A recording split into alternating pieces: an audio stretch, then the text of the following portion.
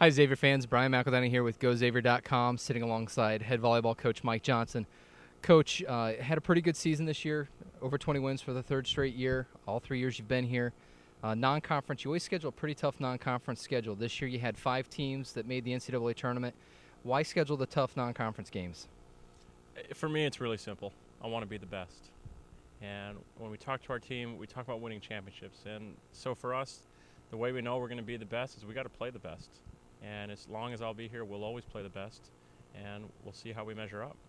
Now, your non-conference schedule this year featured a tournament at Notre Dame. You also played a tournament that had Texas A&M, all tough teams.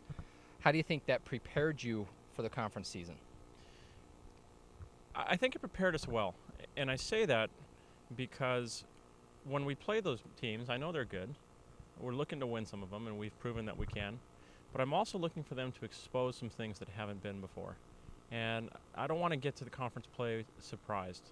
I want to know where we're good. I want it to really be shown where we're not so good. And that way when we get to conference play, I know. And hopefully, I think our team prides ourselves in our work. I think we pride ourselves in our level of improvement. And so when those teams kind of reveal a few of those things, it gives us time to work on it and get better before we get into the A10 play. This year during the non-conference schedule, you kind of had to battle some injury bugs a little bit. The flip side of that, though, was the opportunity to play some of the younger players, get them some experience. Michaela Egan, Kelly Westerkamp kind of come to mind right away. How do you think that helped you once you made the conference schedule? I don't even know if you can call it an injury bug. I don't know if we can think of a larger insect there, to name that one. I think it was tough when we were going through that, and I've rattled my brain to go, what could we do differently? What can we do better? And sometimes things happen. And there's one thing this team prides itself on is that we deal with adversity. We're not going to make excuses. We're not going to give you reasons why this happened or that happened. We're just going to find a way to get better and beat it. The upside, I've always believed adversity, it creates opportunity if you look at it the right way. And so for some players, it created a lot of opportunity. It helped them improve. It helped them get better. And I think in the years to come, when those kids see the floor a lot more, it's going to pay a lot of dividends. Coach, you got into conference play. For the third straight year, you finished second. How do you think the team played during the conference season? I know you had the eight-match win streak there. What's it going to take to kind of get over that little hump to get to the top of the conference? I think we're on our way. I really do. We've got good players. We've got good recruits coming in. We work hard. I credit the University of Dayton. They won. They had some very good players. But I'd like to think we're closing that gap every year. I'd like to think soon we take it over. But for us, it's not really about anyone else. It's about ourselves. And I think when you kind of get to where we were to think, gosh, we're so close, we're knocking on the door, you can almost begin to assume, well, we're always going to be there. And that's not the case. I went and I told the team, I said, look, we had a good year. We did some great things, but that was last year. It's over. We're getting back to work. We're going to engage in the process of improving, and we'll see. You talked about getting close to making that jump. Same thing kind of holds true for the A10 tournament. This year, played Dayton in the championship. You had a 2 games to none lead on them and eventually lost the match. You're that close. What's it going to take to get over the hump? Well, here's what I believe. You're right. We were close. If I look at our final ranking, I think we were right around being in the top 50 teams in the country. And I look at our team and I go, that's pretty impressive for a team that had a third of our players on injured reserve while we did that. And not making an excuse at all, because I don't believe that. I just believe we're really, really close. And the thing is, we talk to our team all the time about the value of little things. When you add up all those little things over time, they mean a whole lot. And so if I look and go, shoot, we were probably a couple of teams away from making the NCAA tournament as an at-large berth. And I can do that and I go, gosh, if you could just change this result, if we just change this one, just a couple of little points here, if we change this play here, you can't do that. Because we could do the same thing for maybe matches we won that were very close. And so the only thing I know is the process that we're engaged in, we're getting better. We improve every year. I keep some fundamental statistics on my board year to year. They've gone up every single year. If you chart us over the course of a season, we get up as the season progresses. So we're on the right path. We've just got to keep going. Coach, you've had several players earn postseason accolades this year. Actually, all-conference first and second team. You led the conference with 5 players. Talk about the balance of your team. The number of players that made all-conference, it's certainly a source of pride for us. It does say that we are balanced. It says we're good across the board.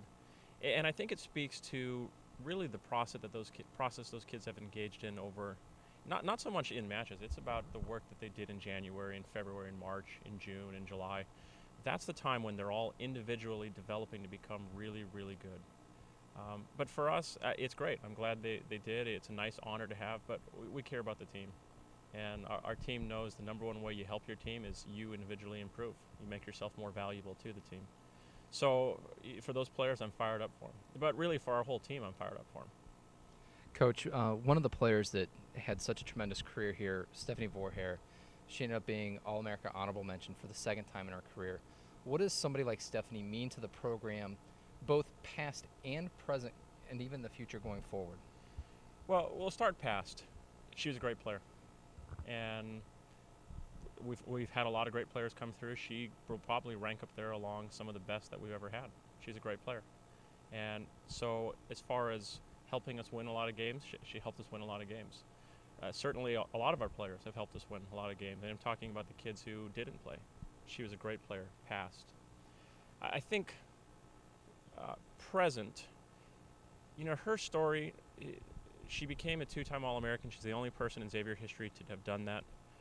You look at her backstory, people assume, well, she must have been highly recruited out of high school. She must have had offers everywhere.